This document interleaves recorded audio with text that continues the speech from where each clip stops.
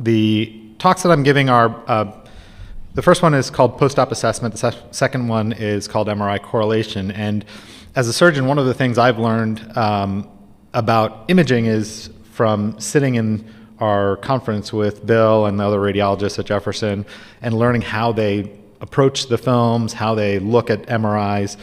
And one of the things I think that they've learned in return is looking at images from the operations and really seeing the anatomy firsthand.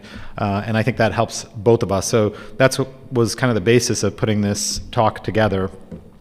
And I think understanding the operation themselves really helps with the understanding of what the surgeon's looking for in terms of imaging post-op. So this will be we'll go right through for both talks together. Essentially I'm just doing a number of cases which I'll show intraoperative pictures of, and we can go through the MRI correlates and look at the anatomy. So the goal of the talk is to demonstrate in surgical photos the structures that are seen by the radiologists in order to get a better understanding. So you may look at this and say, well, that looks like a prepatellar bursitis, but then you realize it's actually Big Hero 6.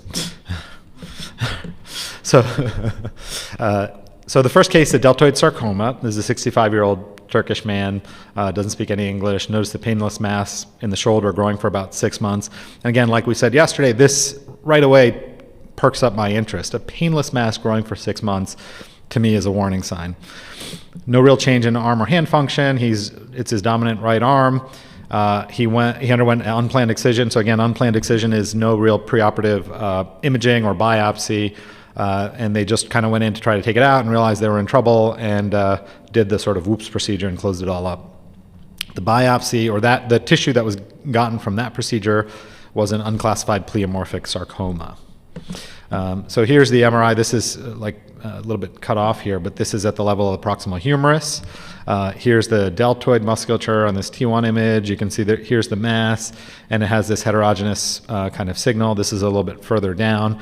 And some of the things we start to look at when I'm looking at this, I'm looking at some of the relationship to what's nearby. So I can see this little bit of a fat plane between the tumor and the humerus here, so I know that I can do my dissection through that plane. I can see the nerve here, so this is either radial or axillary. We'd have to scroll through to figure it out. You see some of the structures anterior as well. This is probably musculocutaneous nerve. And so, when I look at this, I think, okay, well, if I can remove this deltoid en bloc, then that should be an adequate resection for this